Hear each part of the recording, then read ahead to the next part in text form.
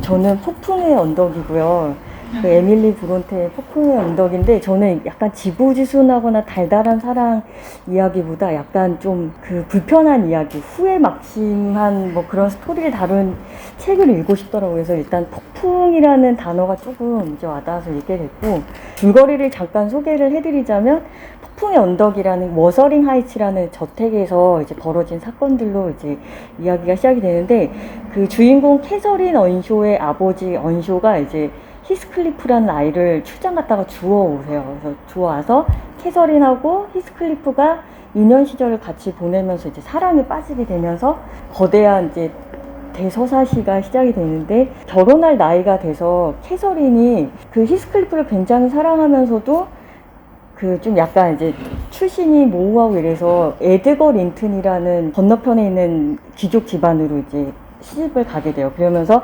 히스클리프가 자신의 출신을 막 비하하면서 캐서린 언쇼의 가문과 에드거 린튼 가문의 복수를 이제 다짐하게 되면서 2대에 걸쳐서 이제 복수를 하게 되는 그런 이제 여정을 그린 책인데, 여기에 있는 이제 주인공 캐서린하고 에드거 린튼은 병으로 계속 죽게 되고, 히스클리프도 에드거 린튼의 여동생과 결혼을 하게 되고 그 부인은 또 죽게 돼요. 근데 또 자녀를 낳게 되는데, 그 자녀가 사실상 이제 그 고종 사촌이 되는데, 그 자녀들과 히스클리프 뭐 자녀를 또 결혼을 시키면서 가문을 아예 뭐 씨를 말리자는 생각으로 이렇게 좀 복수를 시작하게 되면서, 마지막은 이제 책을 읽어보시면 알게 될 것 같고요. 여기에서의 관전 포인트는 이제 각자 방식의 사랑 방식이 어떤 게 좀 잘못됐고 거북스럽다 이런 것들을 좀 쉽게 깨닫게 되는 책이고, 히스클리프는 약간 이제 읽으면서 그 왜 배트맨 다크나이트에 나오는 조커 같은 사랑을 해요. 그러니까 자기만의 방식으로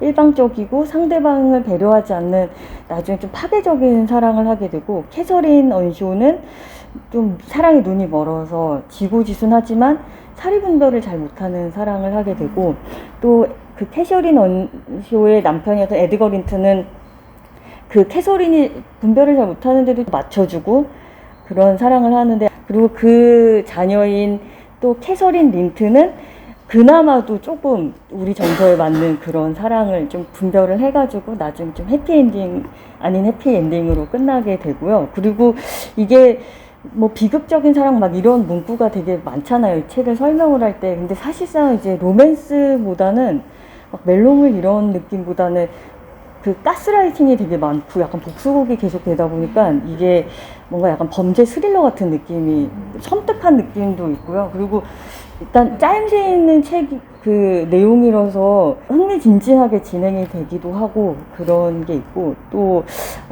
기분 나쁠 때 읽으면 굉장히 기분 나빠지는 책. 왜냐면 불쾌한 면이 있어요. 이게 책을 읽다 보면 이제 저도 가스라이팅을 당한 것처럼 이제 히스클리프가 아들을 자꾸 막 이렇게 못난이 취급을 막 하거든요. 근데 이거를 제가 도서관에서 읽고 이렇게 자전거를 타고 오면서도 자전거 왜 이렇게 안 나가지? 막 이러면서 막 불쾌함을 막 표시하면서 오게 되더라고요. 그래서 약간 이게 여운이 계속 조금 그 감정이 남게 돼서, 근데 흥미진진해요. 이게 왜 걸작인지를 한 번에 읽으면 한 뭐 200페이지씩 계속 쭉쭉 나가게 되더라고요. 그래서 그런 부분들이 있고, 그리고 이제 유의할 점이 그 말씀하셨듯이 여기도 등장인물이 맨 처음엔 되게 많이 나와요. 그리고 여기 이 책의 화자가 넬리라는 여자 하인의 이 화자가 돼서 이런 일이 있었어요 이러면서 막 이야기를 시작하거든요. 그래서 액자식 구성으로 돼 있어서 이 하인이 여자 넬리가 워서링 하이츠에 있을 때는 그 도련님이 뭐 힌들리였고 뭐 다른 사람이었다가 또 다시 이제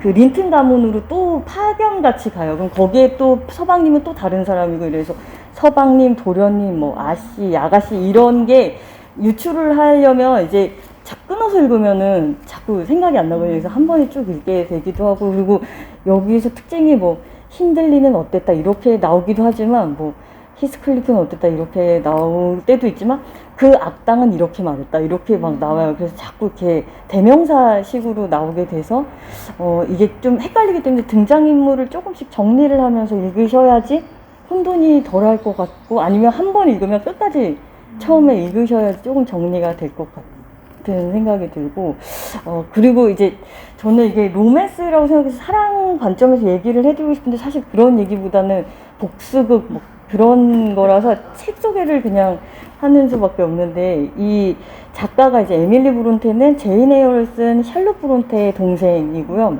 그리고 그 여동생 앤 브론테도 뭐 아그네스 그레이라는 그 책을 쓴 또 그 소설가의 또 언니라고 해요. 그래서 자매가 이제 소설 쪽에서는, 문학 쪽에서 굉장히 인정을 받았다고 하고, 여기에 등장인물이 굉장히 많이 죽거든요. 주인공들이 계속 죽는데, 이제 그 이유가 그 에밀리 브론테 자체가 태어났을 때 언니 2명이 이미 또 빨리 요절했고, 엄마도 3살 때 돌아가시고, 오빠도 뭐 마약과 음주로 하다가 오빠도 빨리 죽고, 본인 자체는 이제 그 오빠 장례식 갔다가 폐결핵이 옮아가지고 또 30세에 요절을 하게 되고요.